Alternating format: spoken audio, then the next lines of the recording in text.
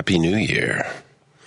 I know it's 1/11, make a wish, but it's our first live show here at Collaboration Radio on WCPT at the intersection of art, activism, and social change.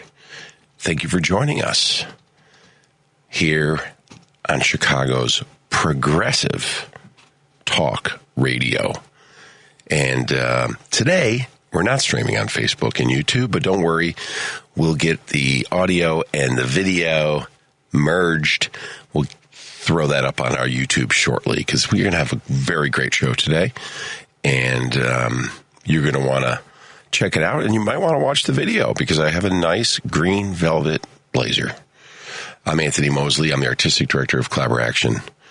Collaboraction is a 28-year-old nonprofit multimedia company, and we build knowledge, empathy, dialogue, and action around oppression and inequity through theater, film, radio, and more to leverage the power of storytelling and community to cultivate positive social change.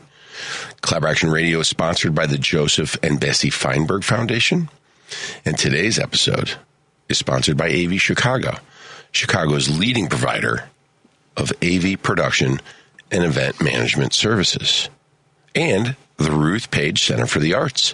Start 2025 off on the right foot with Ruth Page School of Dance.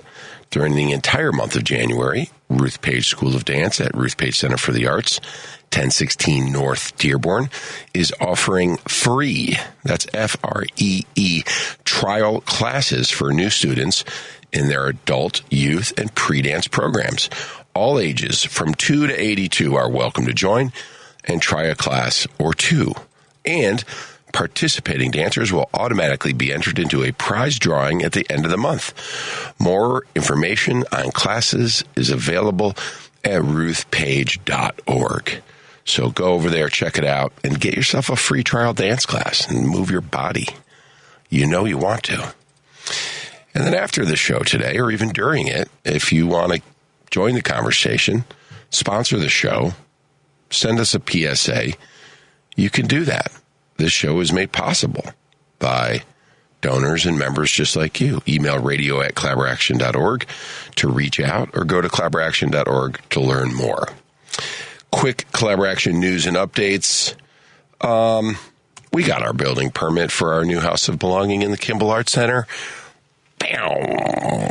Finally, it only took 7 months. Christmas Eve. Henry's laughing. We got it. We made it. So, yeah. Also, last Saturday we had the Boneyard Rhapsody number 65, Nicholas Tremulous's 65th birthday celebration, mocking death from this side of the veil. It was really great. Beautiful show. Amazing music.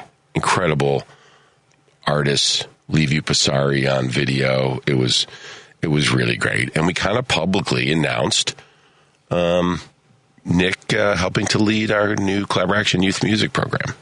So that was really special.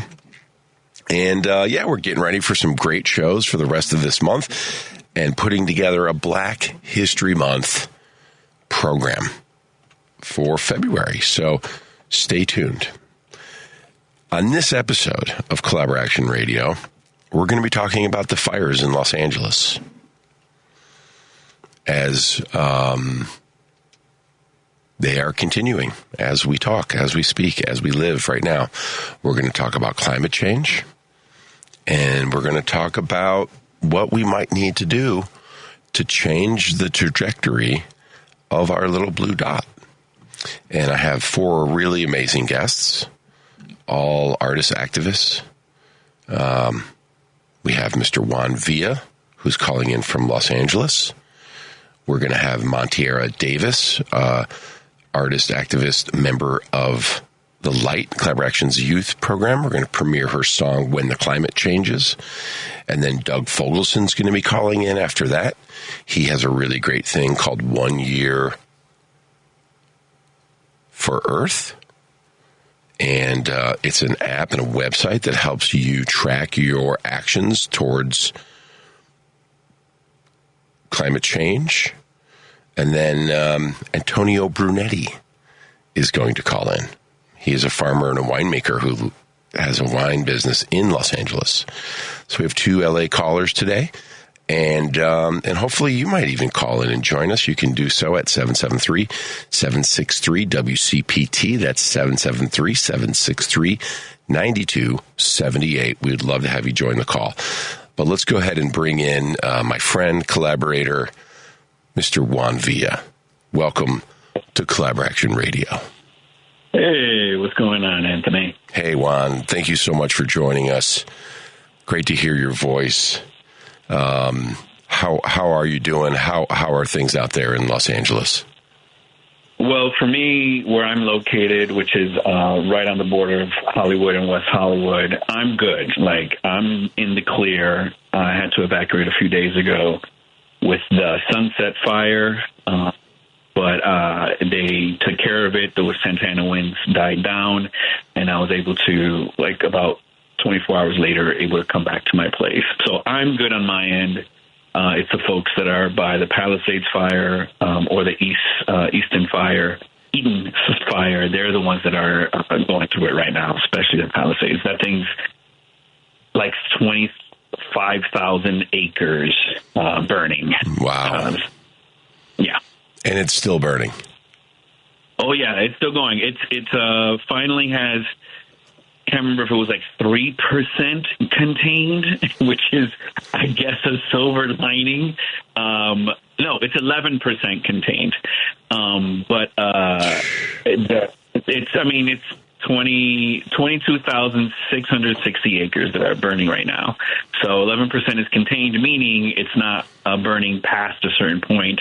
So only 11% of that, they have it contained. Right now, it's like wrapped around the Getty. So they're working hard to try to save that beautiful building and area. And the yards. I mean, the property is so beautiful. It's literally like all around it. You can see it on a map, the Watch Duty app. You can see it that the fire is all around it. So we'll see what pushes through. But tonight there's a fire weather warning because the Santa Ana winds will be back tonight, overnight, and then it'll stop for a little bit, and then it'll pick up again Monday, Tuesday. So they're trying to get a lot done, bulldozing areas where the fire might go, fire controlling, which is usually where they set fire to an area first, so it has nothing to feed the bigger fire. They're trying to get a lot done before those winds come in. Wow. I know you're in the midst of it, and this is really heavy, sad stuff. And, I don't know if you know this, I've done some work with the survivors of the Lahaina fire in Maui and been involved in raising some money out there. And I've been to Lahaina now 4 times, 3 times since the fire. And I have some friends that have lost everything in the fire. And, so I really feel, I can really empathize with the absolute disaster, and you're in the midst of it.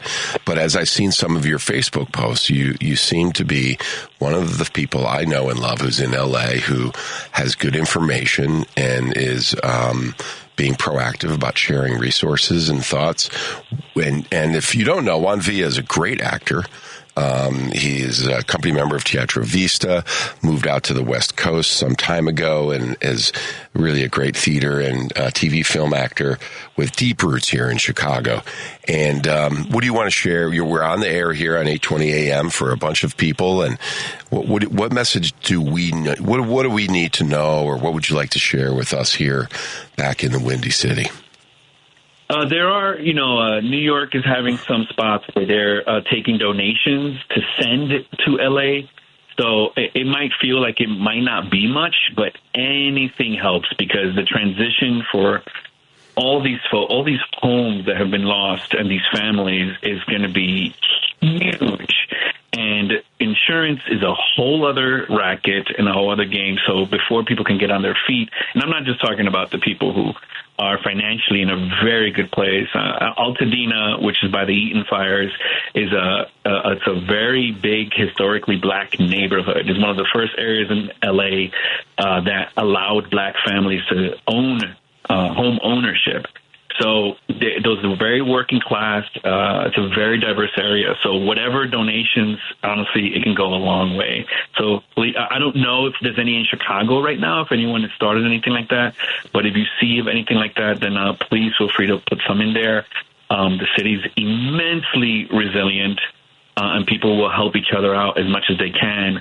But I hope people remember that. People are working really hard, and there's a lot of misinformation that's going out there. So just please be careful of what you put out there, because no one here wants to put their energy into debunking things. They just want to help others or just survive and make it through. That's what I was. The SAG, we're both SAG members, and the SAG-AFTRA Foundation also does have a disaster relief fund to help with temporary housing, moving expenses, storage units, stuff like that. And, the TV film industry is going to get hit really hard. It's been a tough run, especially in Los Angeles, from the shutdowns during the pandemic to the actor strike, the shrinking of the industry in general, AI, and now this. It's not going to get any easier. If we look at what happened in Lahaina, rent is going to go way up most likely because we've lost. This is the thing California put through, that they're not allowed to go over 10% because of this disaster here. There are still landlords moving through with evictions, and unfortunately, they're put in a place where they know people are willing to pay a top dollar for a place. They want to move people out so they can get people who pay more. So you're right. You're exactly right. The aftermath is going to be really ugly and really difficult for folks to transition to just land on their feet. Yeah. And I mean, how are you in, LA is such a spread out city as it is. It's a kind of a 50-minute car ride to go anywhere. How are folks communing? How are people getting by right now? Is there any sense of community or relief, or is it just really we're in the midst of a crisis? No, there's a crisis. There is a crisis. Where I'm at, or south of me, everything's moving, but north of me, it's like there's a lot of ghost towns around the city, and there's parts of the 405, especially down towards the Getty and Brentwood and UCLA. Parts of it is closed down, the 405. And this is what I'm saying. Like, if tonight, we'll see how it goes with the winds. If that fire reaches UCLA, that area, or crosses the 405 on the north side towards Encino, Sherman Oaks, then we're having, I'm saying crisis, and this will be it'll be even worse in a way that I can't even imagine it. But people are trying to do what they can. A lot of people have gone remote, but a lot of the city, again, south and east, they're functioning. They're going on as business as usual and helping out wherever they can. Wow. But other things are shut down, meaning films and TV shows, things are shut down. Obviously, it's Oscar season. Those things have been delayed until further notice. Everything is stalled until who knows when, honestly. Yeah, and it's going to take a while. Because it's going to take a while. And this was a really horrific, imperfect storm that has come together. I mean, there's so many different factors that created this environment for these fires, and we really don't have all of the information. It sure seems like climate change is one of those factors, maybe not the driving factor. We still don't have all the data on climate change that some people would like us to have.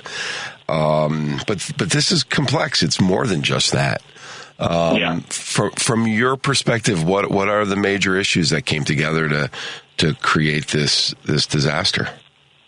I'm on your side about looking at things from the climate change area. That's not a very popular perspective, but it's a reality that's difficult to ignore. But the winds, man, like, they came in and it's already been very dry, and we hadn't had rain in 6 months.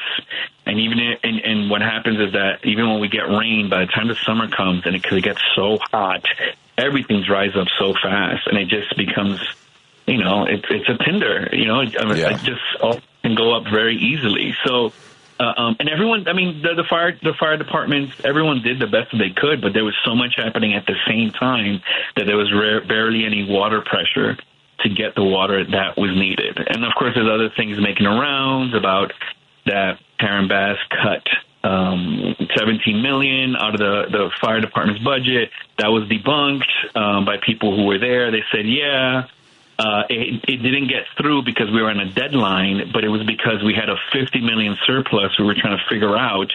So we let the deadline pass, and then we came to an agreement after that where there was $50 million added.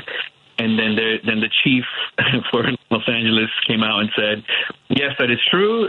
We did get that $50 million, but it's still below what we need, and we've been trying to get more the last 3 years. So context is everything, and we'll see what happens going forward if overdue changes will be made. But this is going to really test everyone from Karen Bass to Newsom.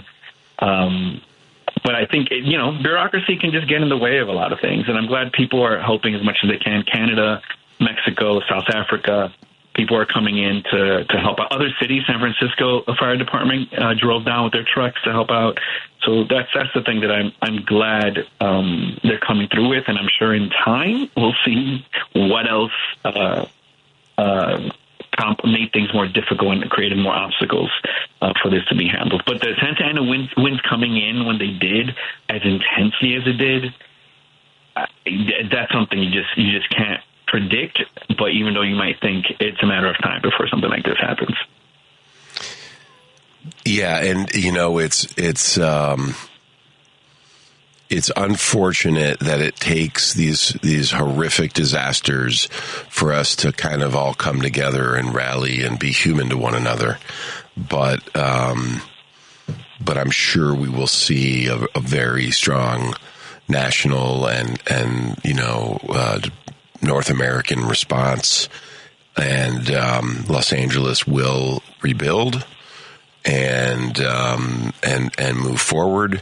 But right now, our fellow Americans need all the help they can get. So, everyone should see how they can be part of the solution. Like I mentioned, the SAG-AFTRA Foundation has a disaster relief fund.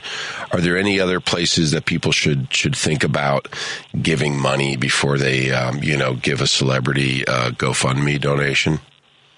FEMA is a good spot to help out. They're going to help out a lot of folks as much as they can. NALIP is an organization that they post a lot of organizations that are good to be promoted. NALIP.org. You can check that out and see what they're putting out there. What's the other organization? Is it PL Los Angeles? I'm trying to remember PL Los Angeles is another one where they put a lot of things that are really good for places to donate. Or I don't know if my Facebook page is private or not. I can't remember, or my Instagram page, but I try to put some stuff up there. And I try to vet it as best as I can, but sometimes something sneaks through and then I have to take it down where it's like, okay, no, I jumped the gun there. So it's tricky, and I know everyone has good intentions. But just try your best to just vet everything before jumping the gun. Yeah, and there was a post from Lauren Sinnott, I think that Sandra got from your Facebook page that has now been shared some 10,000 times, and it seems like she's a a regular person who's been really paying attention, and some great information there. And sometimes we got to get it from each other because, corporate commercial media has got their hands tied. They are already complicit with big money machines, so they might not want to report everything the way it is. So, man, I'm sorry we had to connect this way. I'm not going to yell freedom at you today, Juan. You get a break there. But Juan Villa, the author and performer of Empanada for a Dream, an amazing one-man show about growing up in New York as a young Colombian American. He was also in El Grito del Bronx, the world premiere of by Migdalia Cruz. Phenomenal actor. Was also in Massacre by Jose Rivera. Have you seen 100 Years of Solitude on Netflix yet? Not yet. It's on my list because I hear fantastic things about it.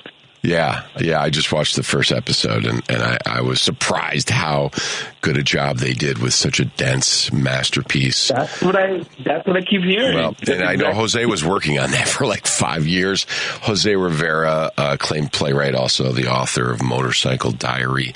Juan, what else are you working on, or were you working on before your life got halted by this situation? I was just over in D.C. on the East Coast working at Arena Stage, a new John Leguizamo play that he wrote and that he starred in with Luna Lauren Velez and this beautiful ensemble cast. And I was understudying John in that play, and it was Ruben Santiago Hudson was directing, and it was just a fantastic experience to be in their presence, and something I won't forget. For the rest of my life. It was a really good journey. So I had that going on, and then just the world of auditioning and just writing pilots to do that, because that's something else that I wanted to focus on more in my move to LA, was writing for TV and film. Well, please keep writing. You're a great writer, and actors that can write are unstoppable. So keep doing that, and thanks so much for taking some time to call in today. I really appreciate it, and sending you some light and love, and maybe we'll have you back on the show in a month or two, and you can give us an update. Sounds good, man. Thanks for asking me to just give my perspective on all this, okay? Of course. And I'll say this also before I go, is that when I had to evacuate, I had a friend who offered his place, him and his partner's place, and it's a Chicago person, the Chicago theater community. It was Chris Rickett and his partner, Karen.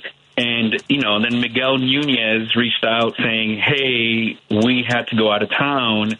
Can you pick up my cat? So I went to go pick up his cat. But I guess what I'm driving towards is just like, it's the community, man. It can seem so small, and you end up in another city, and you just, the bond stays there, and you just try to help out each other in the way that you can. And so I just want to remind people of that it's really important for those that are in Chicago. Just that stuff can stretch far. Yes, we are each other's business. Right. Have a great one, Juan. Thank you for calling in. All right, you take care, man. You too. Juan Villa calling in from Los Angeles. 11% of the Pacific Palisades, the fire has been,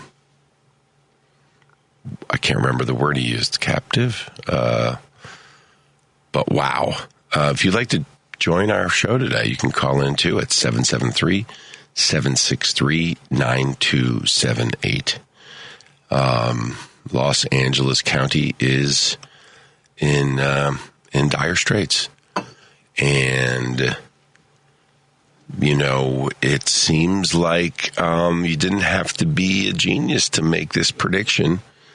As a matter of fact, Joe Rogan was talking about it on his podcast back in June, that a firefighter he knew said that the right wind and the lack of rain could be a very bad combination for Los Angeles. We have another guest calling in.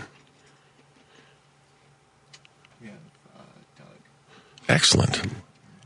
Let's bring him in. Can we do more than one guest at the same time? Oh, cool. Hey, Doug. Hi, how are you? I'm good. We're here. Doug Fogelson has joined the show. Welcome to Collaboraction Radio, my friend. I wanted to think about somebody who's actually doing something about climate change.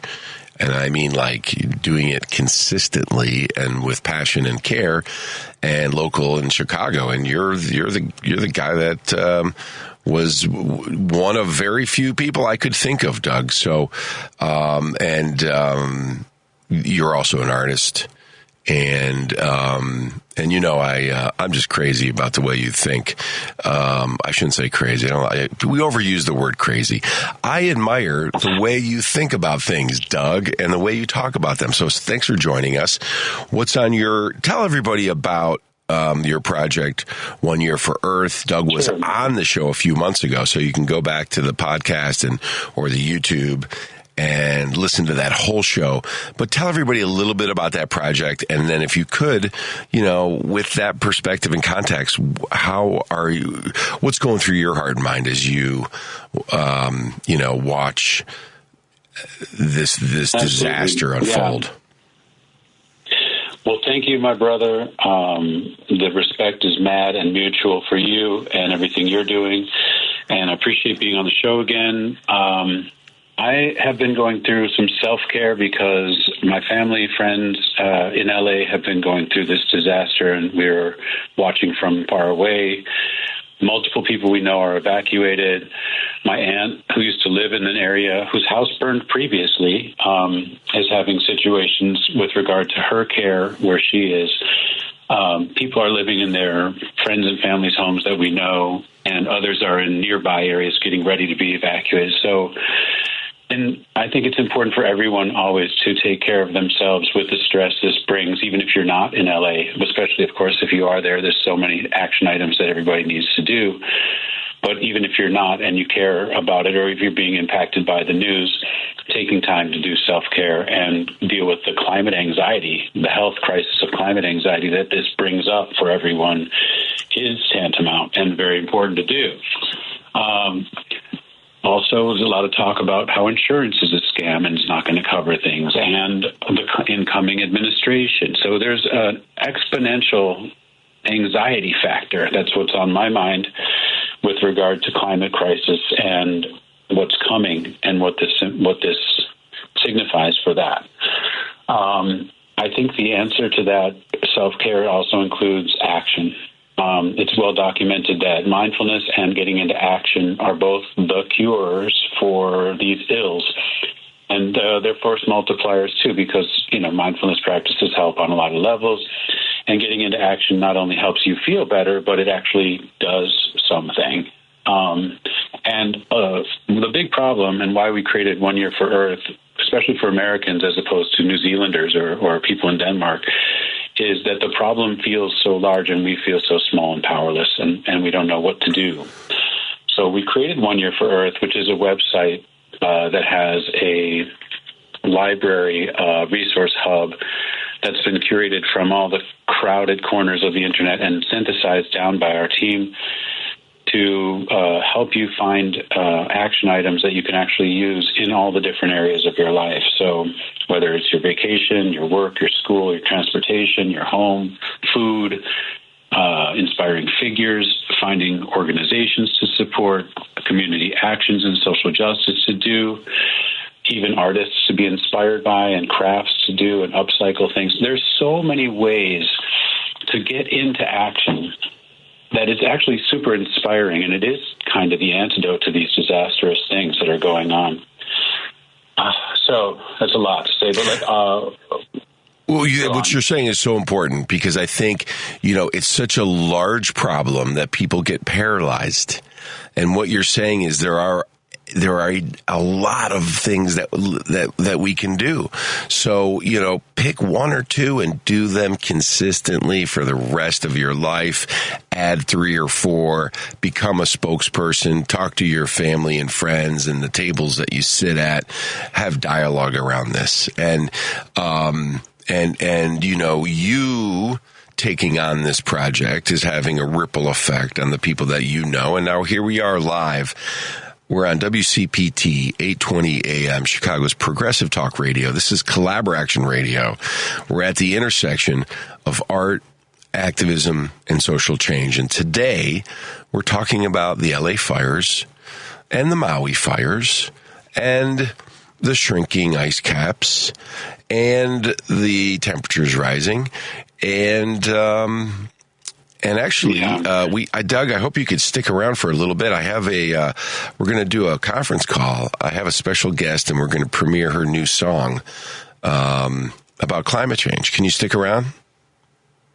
Yeah, I can stick around for a bit. Okay, cool. I want to say something else about the about action.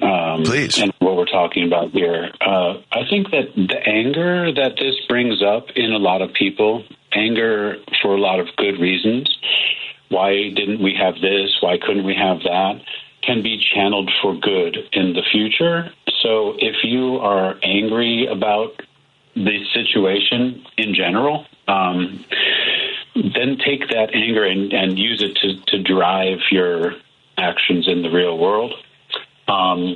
Like we can focus on things on our state level, our local level, our community level, our personal levels.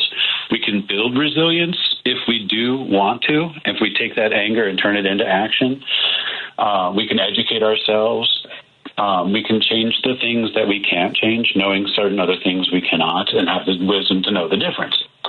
So I have a lot more things I can say about which organizations to support and sign their petitions and so on, which ones to check out, which can all be found on our 1 Year for Earth, which is 1, the number, Y, the letter, 4, the number, E, the letter.org, but it also will take you there if you spell out 1yearforearth.org.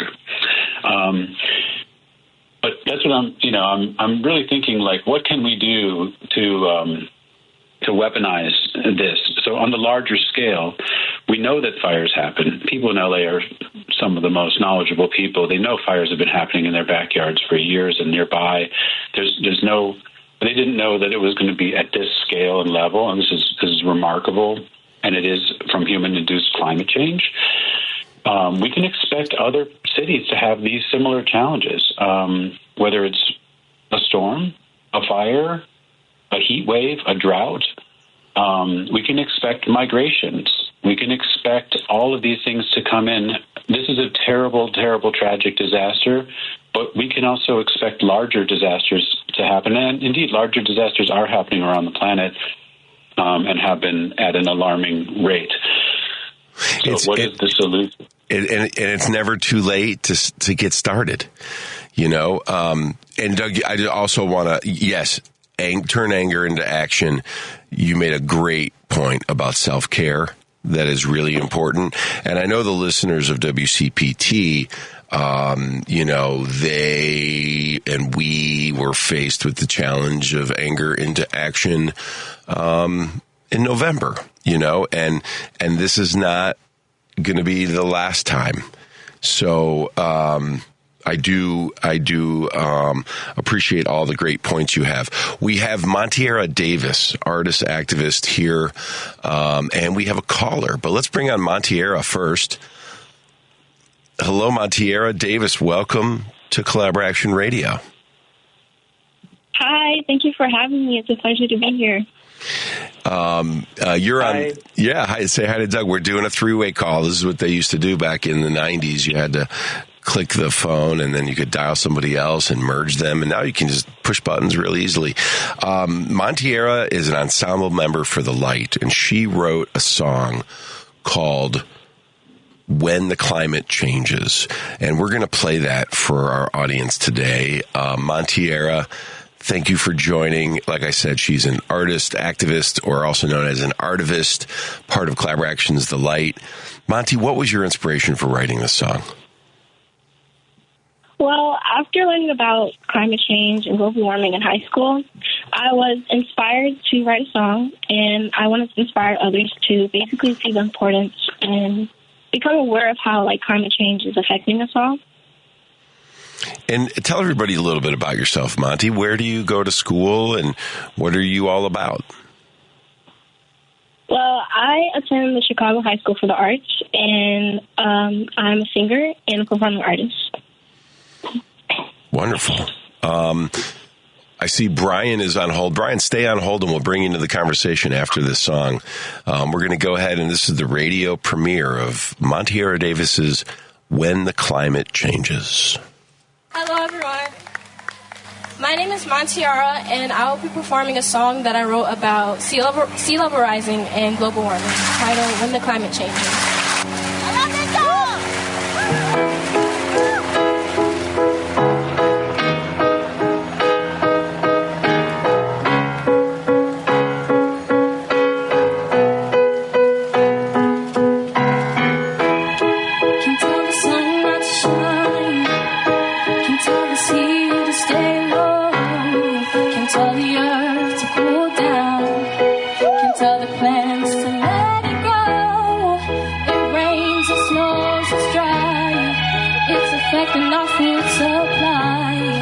Doesn't seem like we care. It's about the money, now it's in our air. Oh, yeah, we say it happens globally, but it really starts off quite locally. Soil health and fresh water will decline, as well as humans and animals over time. Cause climate change, but the people stay the same. We have to heal our planet, do all we can.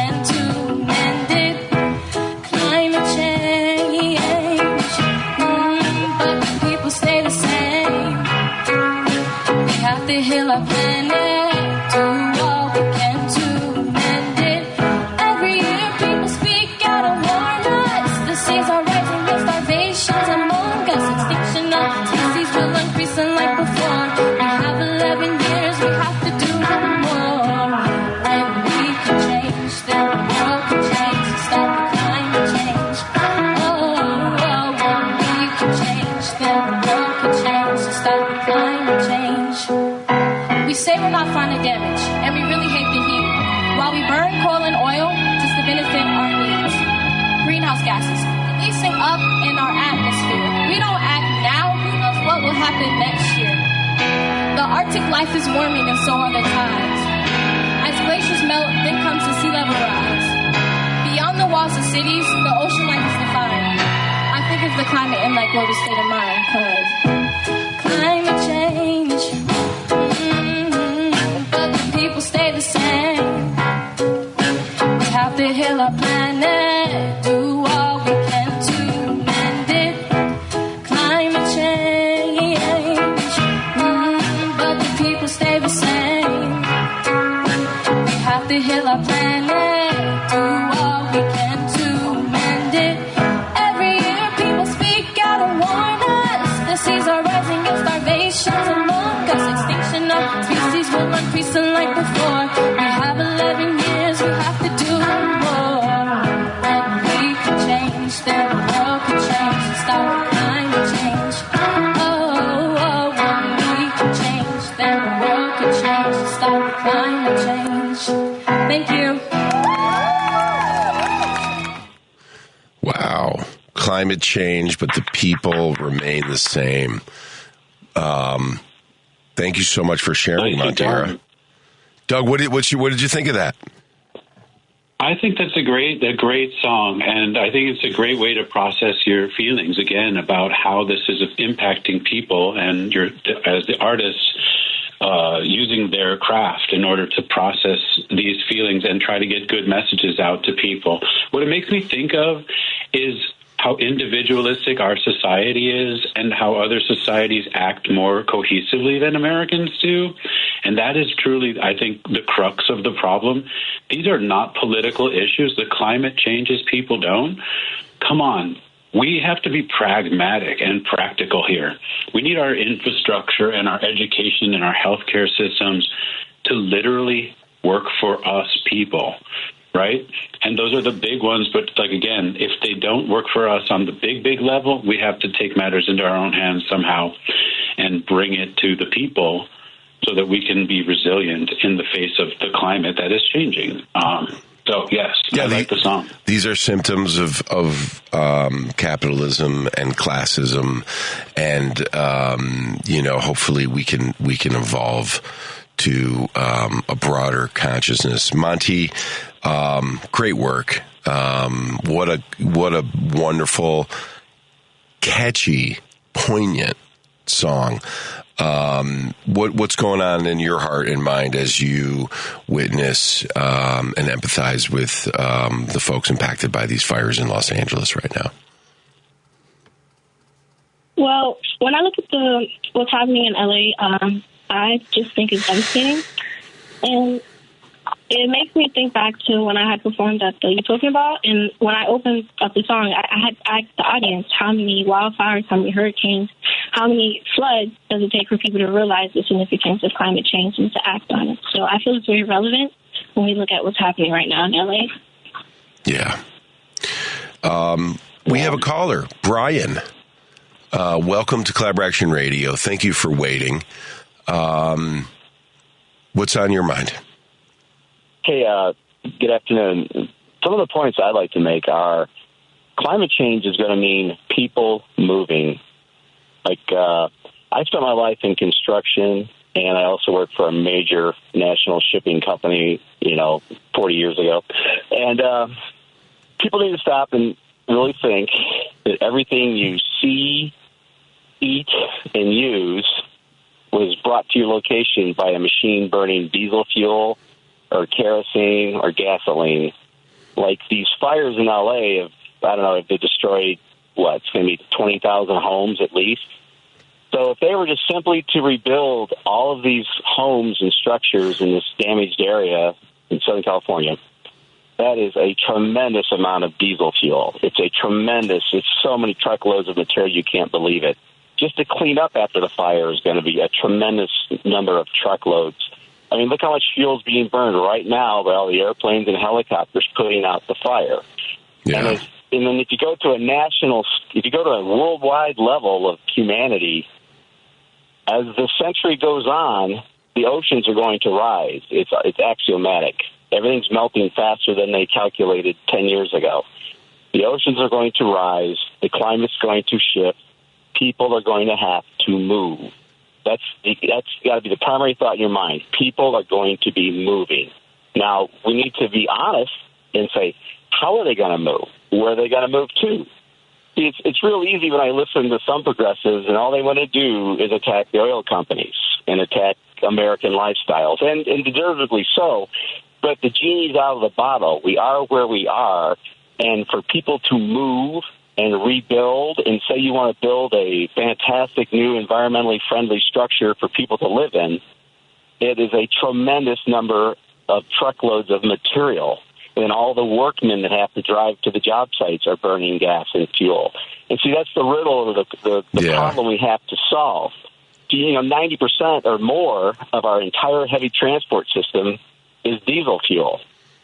If you go to and eat in a nice restaurant and eat a nice piece of seafood, well, that was shipped in on a jet airplane. People got to think that way.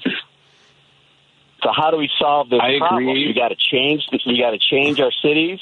People are going to move, but the only way we can do that now is to burn diesel fuel. Yeah, and we got to. That's the problem we have to solve. But nobody's putting the problem in front of people. It's always blame the oil company. Yeah, Brian. That's a great point, and we do have a bit of a catch-22. Thank you for calling in. That's a wonderful point. Doug, you were going to say?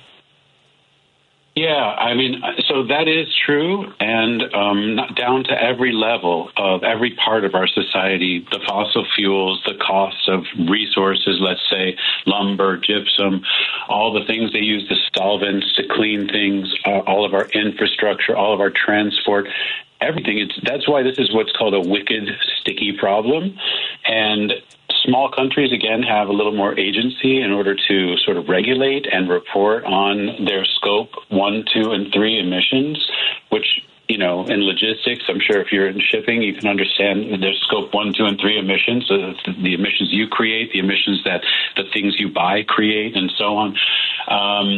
There are solutions at hand. If you look at Project Drawdown, for instance, I would definitely check out all of their resources online. They're fantastic at really laying out the science behind all these things and debunking some of the misinformation that's out there about why some of these large-scale, global-scale solutions will work, could work. And again, if we had the collective will and leadership to do some of these things, but, absent that, then what do you do on your own agency without really disrupting your own life? I mean, you can only do so much. So you have to at least try to get aggregate behavior where everybody is doing something, where we can all agree from a heart perspective, like the student who made that song, from an indigenous wisdom perspective, even if you want to say what, practical and pragmatic things the indigenous people were doing in order to keep their societies alive, that can then be extrapolated into contemporary logistics and transport systems and rebuilding after disasters and migration, so many things. So there are real scientists and real orgs out there, many of them, and they're listed on our website too, in the advocacy category and in other hot links through other articles and resources there.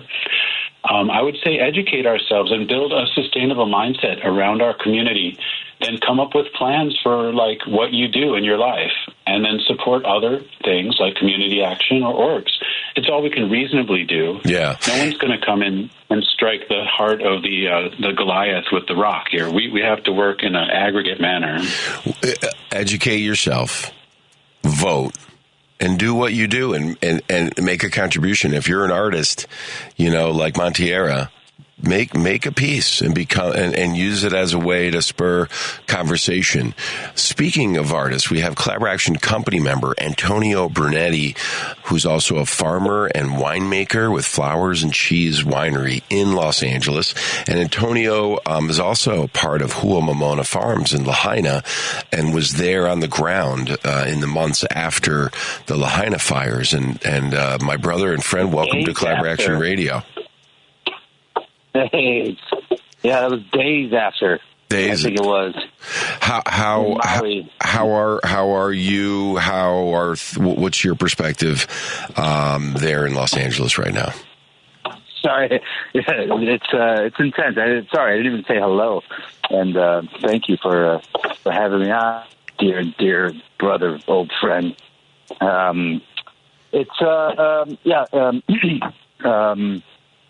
There's a few levels, yeah. There's the immediate, like the ones who lost lives, homes. And then there's the peripheral. The rest of us are looking on from a few miles away at the billowing smoke and wondering, where is it going next?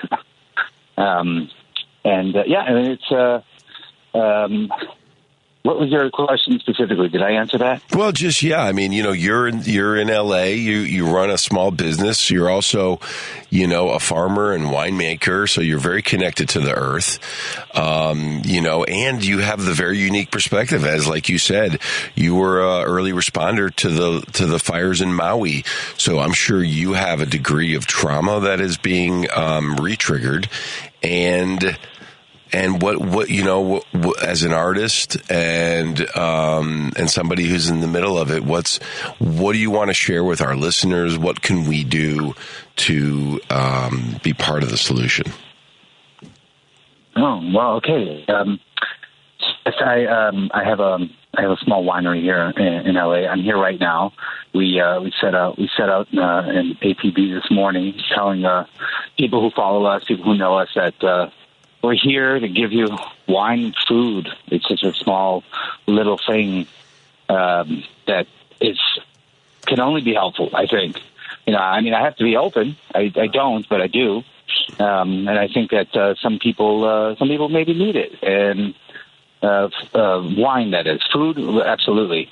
And I've seen this, I've been able to help out with this need in another way, slightly different way. I also work at a wine shop down in Culver City called Stanley's Wet Goods. And first day after the fires, we closed early. It was quiet, as you can imagine. Culver City is about, I'd say, 10 miles from the Palisades, and we could see it all from our front door. But then I said to the boss, I said, look, let's open. Let's have regular hours. Some people need it. And sure enough, I was there yesterday, and some regulars came in, and there I was pouring them a glass, sitting down with them, just listening. Like, yeah, how's it affecting you? And it helps. There's one this friend and regular, Molly. She was in last night, and even before she turned around to say hello, I said, "Holy bleep!" And she almost had tears in her eyes. And she didn't lose a house. Her partner lives in Pasadena / Altadena, and this is what was consuming her. And it's not even and she doesn't even live there. She has her own place on the west side, but still, it's the bar that they went to in Altadena, it's gone. The diner where they had their first date, it's gone. And she's like, he's coping by running on the trails in this. And she's like, "You're going to die. What are you doing?" But this is the peripheral. This is what a lot of people have to deal with. There's the immediate, but then there's also this peripheral. It affects everybody. Yeah, and that's what Doug was talking about, the importance of self-care right now, and that's for everybody, and that's heartbreaking to hear that person running with the high particulate matter. That is high, by the way, high. Yeah. Thank you for providing, sustenance and a place to process the pain, that people are feeling. What that makes me remember, my friends in Pasadena they have one house in a community of a couple, 100 houses. Their house hasn't burned, but 50% of the houses have. But our friends who are evacuated right now, they are going to have to spend a lot of money cleaning the smoke smell out of everything that they own in their whole house. Yeah. I mean, they didn't get their house burnt yet. Hopefully it doesn't burn. But just think of that, everybody's breathing and has to deal with that stain. In terms of, and it's a far lesser importance, but still on the radar for, and to some degree, wine grapes. I looked at the map. I compared it to the vineyards where I collect grapes from for my wine, wondering if it was in the past, and it's something that California as a whole has been consumed with and focused on. In fact, there's in a couple of weeks there's the biggest wine symposium in the United States is happening up in Sacramento, and I was looking through the list of guest speakers and moderators and such, and more so this year than ever before, although it's been present for the last few, is scientists and environmentalists talking about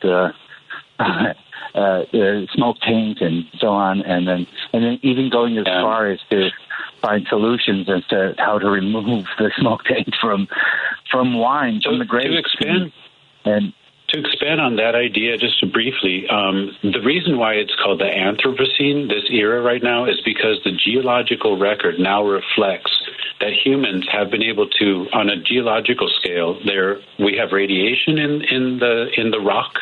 So as the future eons go by, they'll be able to look back down through core samples and see plastic is everywhere on the planet, radiation is everywhere on the planet, smoke events like this, fire events, make it into the geological record. They affect wine. So it's very nefarious how this goes about, from the short term to the long span of time. Oh, friends, we are out of time here on Collaboration Radio, and I would like to give Montiera the last word, but from in the decades to come, our grandchildren are going to say, why weren't you guys doing more when you could? Why weren't, we all know it's called compounded interest. If you start earlier, it grows, and we need to have compounded collective action. Thank you, Doug Fogelson, for joining us in your wisdom around climate change and your 1 Year for Earth project. Thank you, Antonio Bernetti, for calling in from LA and sharing with us and feeding and supporting those that need it right now. Thank you, Juan Villa, for your perspective. And Montiera Davis, ensemble member of the Light Youth Artist Activist, also a member of the Example Setters. And they don't just perform, they breathe life every day, all day. Montiera, you have that nice, that verse there near the end. Do you think you could drop a verse from the song to take us out? When we can change, when the world can change, to stop the climate change. You heard it here. Thank you all for joining us. That's Collaboration Radio. Join us every Saturday at 4 p.m. Central in Saturdays. And you can start off 2025 on the right foot with the Ruth Page School of Dance. During the entire month of January, the Ruth Page School of Dance at 1016 North Dearborn is offering free trial classes for new students. So get up there, sign up for a class. That's everybody from ages 2 to 92. Go to ruthpage.org to find out more information.